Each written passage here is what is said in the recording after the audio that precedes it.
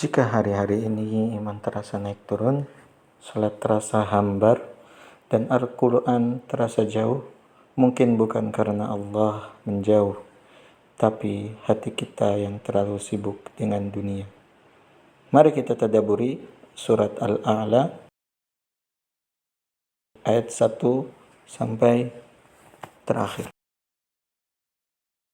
Surat Al-A'la adalah surat Makkiyah yang diturunkan sebelum hijrah Nabi SAW ke Madinah, yang berbicara tentang keagungan Allah, proses penciptaan dan pengaturan hidup, jalan kemudahan dalam beragama, perbandingan dunia dan akhirat.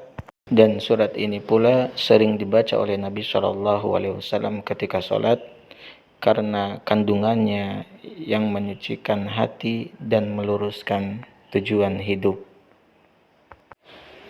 Mari kita masuk ayat pertama. Allah Subhanahu wa taala berfirman, Sabbihisma rabbikal a'la. Sucikanlah nama Tuhanmu yang maha tinggi. Allah membuka surat ini bukan dengan cerita, tapi dengan perintah untuk mensucikannya. Karena banyak kegelisahan manusia berasal dari hati yang mengingat Allah dengan nama, tapi belum menyucikannya dalam keyakinan.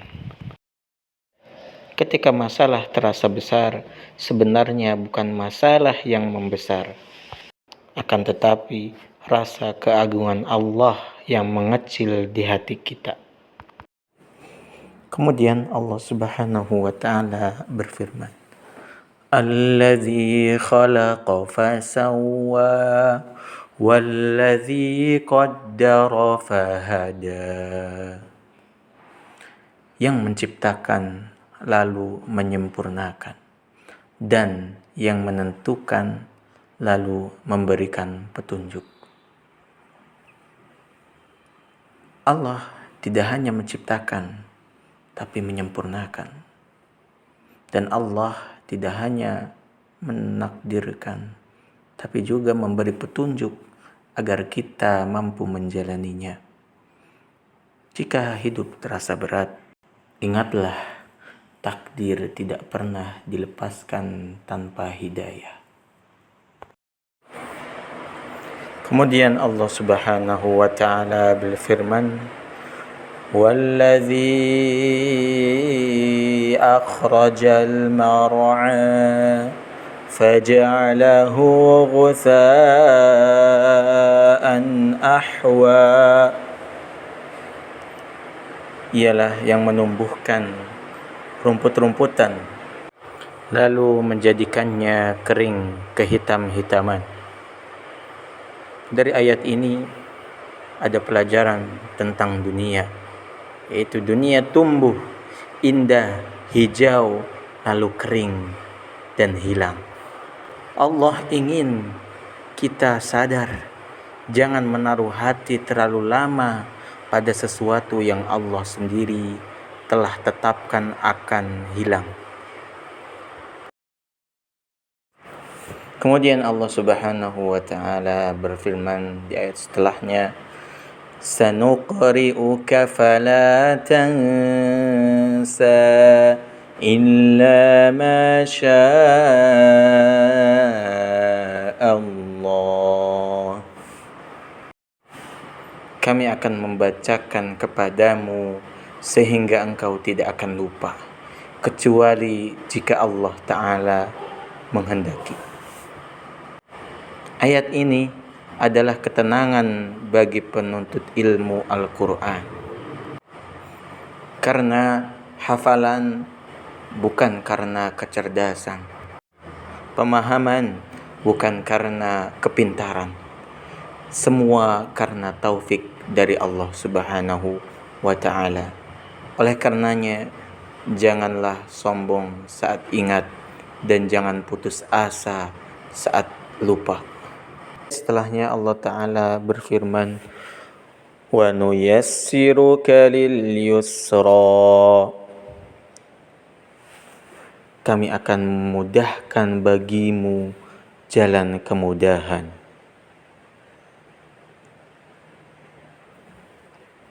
Agama ini mudah. Yang berat seringkali adalah ego kita. Allah tidak menyulitkan. Yang membuat sulit adalah menunda ketaatan kepada Allah, enggan berubah, dan juga terlalu cinta terhadap dunia. Barang siapa mendekat kepada Allah Ta'ala, niscaya Allah Ta'ala akan mudahkan. Kemudian Allah Subhanahu wa Ta'ala berfirman di ayat setelahnya, fadzakir in nafa'atiz dzikra, maka berilah peringatan jika peringatan itu bermanfaat. Tidak semua orang siap menerima nasihat. Tugas kita bukan memaksa, tapi menyampaikan dengan ikhlas. Hidayah tetaplah hanya milik Allah Subhanahu wa Ta'ala. Ayat setelahnya Allah Subhanahu wa Ta'ala berfirman, sayadzakkaru man yakhsha wa yatajannabuhal ashqa, akan mengambil faidah, yaitu yang mengambil manfaat dari Al-Quran bukanlah yang paling pintar, tapi yang paling takut kepada Allah Subhanahu wa Ta'ala. Sedangkan orang yang paling celaka adalah orang yang menjauh dari peringatan, bukan karena tidak tahu, tapi karena tidak mau tunduk.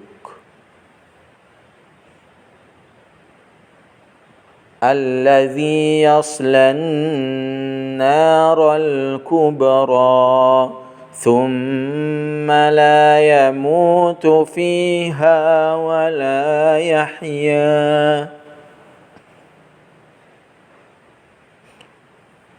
adalah yang akan memasuki neraka Allah Subhanahu wa Ta'ala. Mereka yang tidak mau tunduk akan memasuki neraka Allah Subhanahu wa Ta'ala.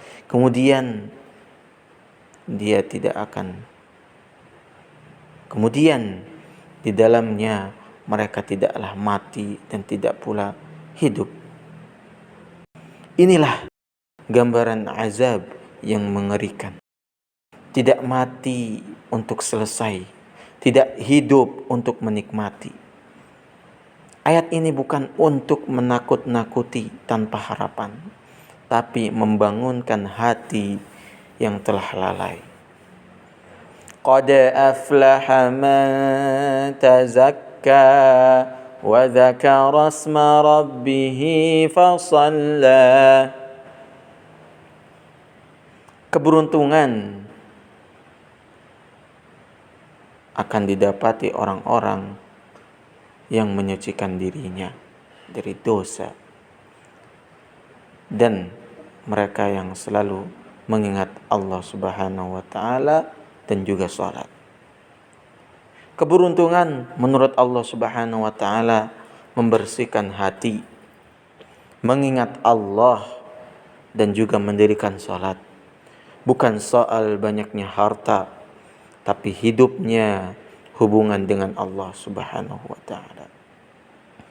Bal tu'thirunal hayatad dunya wal akhiratu khairun wa abqa. Allah menegur dengan lembut tapi tegas.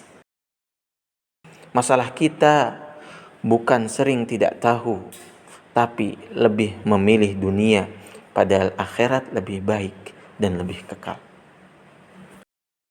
Inna hadza lafis suhufil ula suhufi Ibrahim wa Musa. Inilah nilai-nilai, bukanlah yang baru, tapi ajaran semua nabi, yaitu tauhid, kesucian hati, akhirat di atas dunia. Maka Islam bukanlah agama yang asing, tapi lanjutan dari kebenaran yang satu.